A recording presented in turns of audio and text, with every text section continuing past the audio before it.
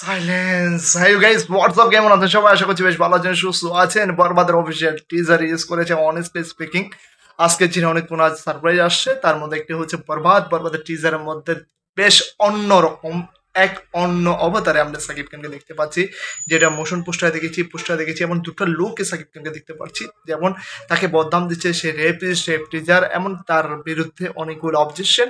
এবং কেন এই অবজেকশনগুলা কি রয়েছে এর পিছনে কারণ, everything is love and friend war, এটাই বলছি। এবং এবার ঈদে আসছে, এই মুভিটির সাথে রয়েছে ভিলেন অবতার আমরা জিজু সেনগুপ্তকে, একটা তার কাত্তারা টাইপের।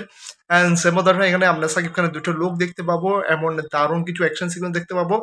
মেহেদী হাসান হৃদয় প্রমিস করেছে ডিফারেন্ট কিছু আসছে এই ঈদে, তাই প্রস্তুত হয়ে যান বরবাদের জন্য। সে কিসের জন্য সবকিছু বরবাদ করতে পারে, কি রয়েছে এর পিছনে কারণ, কি মোটিভ, সবকিছু জানতে পারবো আমরা এই ঈদে। সারপ্রাইজ হিসেবেই থাকছে অনেকগুলা এলিমেন্টস।